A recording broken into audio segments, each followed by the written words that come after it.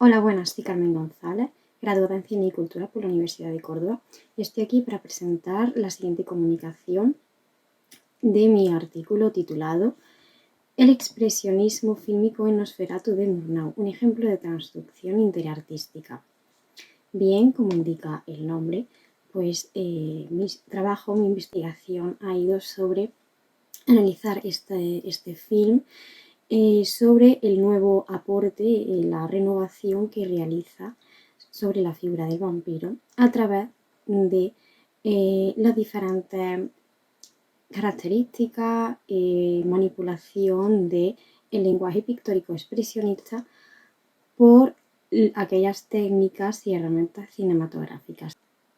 Por tanto, los objetivos a seguir han sido analizar la transducción del movimiento artístico expresionista, concretamente en el ámbito pictórico,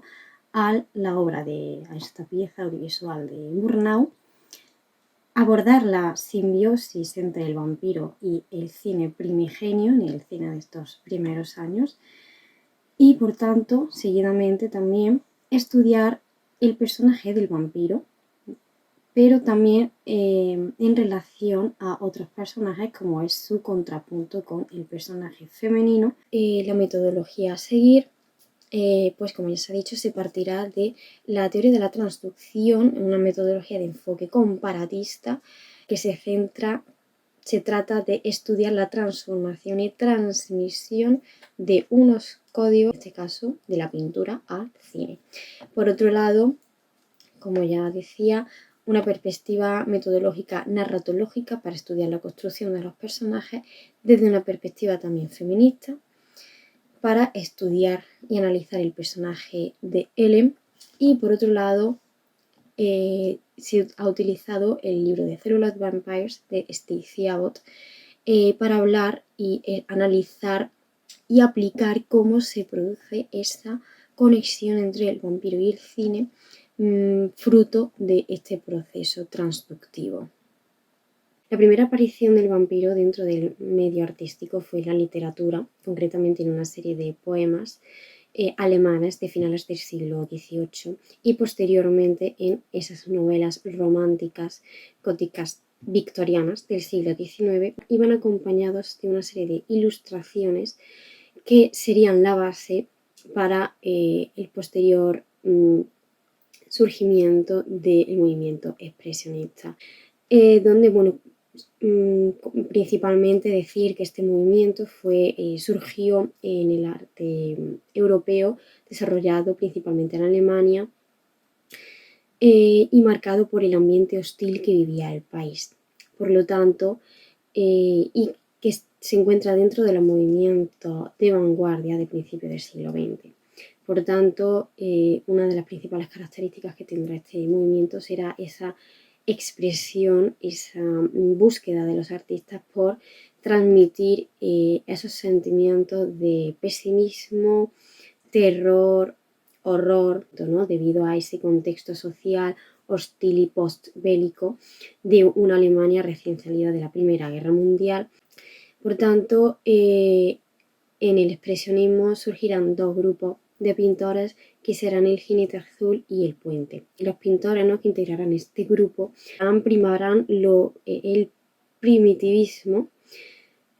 refugiándose en esos retratos de la naturaleza, como hizo Nold, por medio de esa congregación de colores que hace en la mayoría, ¿no?, de sus pinturas, de sus obras, donde pues buscan aislarse de ese ambiente urbano hostil de la ciudad. En contraste, destaca la obra de Kirchner, que denunciará ese hecho a través de la serie de sus pinturas de calles berlinesas, donde plasmará esa deshumanización de la sociedad por medio de una serie de líneas frenéticas, descomposición de la figura y en un estilo bastante fragmentado, ¿no? Y por otro lado, el Jinete Azul se decantará más por aquellas cuestiones relacionadas con el yo interior. Por tanto, tendrá un halo más filosófico, más, vamos a decir, sofisticado, donde aparecerá un Frank Marc con ese uso simbólico del color, en sus pinturas, a la vez que protagonismo de los animales. No buscaba retratar al ser humano, sino a los animales. Por otro lado, Lionel Feininger, donde sus pinturas con esa forma geométrica y personajes tirados superpuestos inspirarían a la arquitectura y decoradas del cine expresionista. Y por otro lado, este ambiente de pesadilla grotesco de las pinturas de Alfred Kubin inspirarían a las ambientaciones del cine expresionista. Y ya yendo concretamente a este, se denomina así por ese grupo heterogéneo de películas que comparten estos rasgos comunes, estos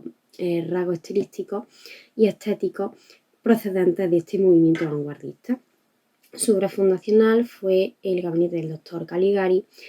y, como ya decía, van a ser películas donde primará, pues, sobre todo la fotografía tendrá una gran importancia, donde pues primarán estos temas grotescos, oscuros, heredados de la novela gótica romántica. Y para comenzar el análisis del film Nosferatu, primeramente decir que se trata de una adaptación de la novela de Bram Stoker, Drácula, pero de forma bastante libre debido a esos derechos de autor que el cineasta alemán Murnau quiso sortear. Yendo concretamente a los rasgos estilísticos, a esa transducción de lenguajes principalmente, pues se comienza con la puesta en escena. Lo primero a destacar es la puesta en escena, debido a que una de las características que diferenció a Nosferatu del resto de películas expresionistas fue su elección de filmar en exteriores, a diferencia que otras películas como Caligari, por ejemplo, se decantaban, ¿no?, por ese uso del estudio y esas imágenes con esos decorados tan pictóricos, ¿no? Pero en cambio en Nosferatu no es así. Y en ello se ven esas escenas donde el personaje de Uther viaja a Transilvania y para mostrar ese hábitat del vampiro, se muestra ese paisaje natural donde se ve esa impronta y esa huella de Emil Nolde, esa representación, esa exaltación del medio natural y primitivismo que se veía en el grupo de El Puente, para presentar ese ambiente hostil, ese mundo salvaje en el que se está adentrando el personaje y que por tanto está dominado por el vampiro. Y por tanto esos planos en sombras de la naturaleza y del castillo hablan de cómo el personaje, y no solamente el personaje, sino el público se está adentrando en ese reino oscuro del vampiro. Por otro lado, en ello también se encuentra la deformación expresionista, en esas angulaciones, encuadres de cámara, para evocar lo ominoso, lo peligroso y la presencia del monstruo, porque la película se va a construir en torno a ese acecho del vampiro cuando él deje su hogar y vaya hacia la ciudad, ¿no? Se utiliza el ángulo picado, a través de estas angulaciones se prima la verticalidad en los ángulos elevados que se encuentran en las escenas de la ciudad, ¿no?, con esos planos subjetivos, ¿no?, de la mirada de los personajes para ver qué está ocurriendo, que se asoman a la ventana. Pues en esa verticalidad se encuentra esa impronta de las pinturas, ¿no?, de Kirchner y que implica una deformación de la urbe. Y esa deformación es debido a esa llegada del vampiro. Y por otro lado, esa deformación también está íntegra en la caracterización de los personajes, como es Orlok, por medio de su fisonomía. Ese físico escuálido y alargado, todo muy en relación con la figura y las formas picudas y alargadas de las pinturas de Alfred Kubin, también con esa personificación animalesca que tendrá. Por un lado, con la rata, en reminiscencia que trae esa enfermedad, ¿no? El vampiro como transmisor de la plaga, pero también de la araña. Es decir, en las escenas donde el vampiro está asomado a la ventana, los barrotes, esas figuras alargadas de los barrotes, actuarán como si de una, vamos a decir, telaraña se tratase, ya que en ese momento es cuando él está observando, está mirando al personaje femenino, pero no solamente ahí, sino también en el barco, donde la imagen del vampiro con el contrapicado, acompañado de esas cuerdas del barco, también retraerán esa imagen de la araña tejiendo su telaraña, ya que ahí en ese momento la tripulación del barco acabará asesinada por él, ¿no? Entonces, esta caracterización zoomórfica del vampiro no solamente en relación con los roedores y la plaga, sino también como una araña que caza a sus presas. Es decir, aquí el vampiro, más que relacionado con la figura típicamente del murciélago, debido a esa transducción de códigos expresionistas, estará relacionada con lo ratuno, es decir, las ratas y la araña, por primar la enfermedad, que eso provenía de esa insalubridad que se vivía en las ciudades alemanas y buscaban retratar también los pintores, y por otro lado por esas formas picudas que presentan las arañas, esas figuras alargadas que se verán en las pinturas de Alfred Kubin. Otra de las herramientas que el lenguaje fílmico adopta del lenguaje pictórico expresionista, dentro de estas líneas de la deformación, que al final es lo que cubre todo, pues son aquellas herramientas utilizadas para evidenciar y transmitir los poderes sobrenaturales del vampiro. En este caso, por ejemplo, a través de esas escenas donde el personaje de Hooter es recogido por el conde Orlok en un carruaje y la película se invierte, es decir, la imagen queda invertida y aparece ese recorrido, ¿no?, por los bosques transilvanos con una imagen bastante espectral. Todo ello da lugar a el elemento por el que más destaca esta película, que es la sombra. Y esto es producido por según el análisis de la teórica Stacey Abbott, debido a esa influencia del cine, a las técnicas cinematográficas que priman todo este tema,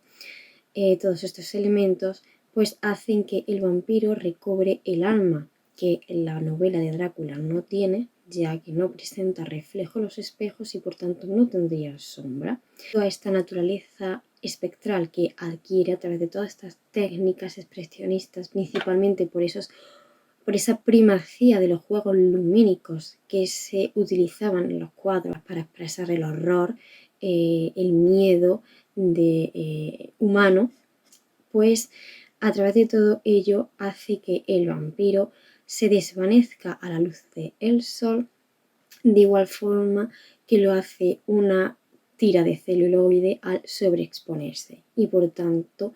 se sugiere que el vampiro está formado por las mismas características, por las mismas propiedades de una película. Y todo ello, como decía, fruto de estos juegos lumínicos, de esta herramienta, una de las herramientas principales utilizadas por el expresionismo, como es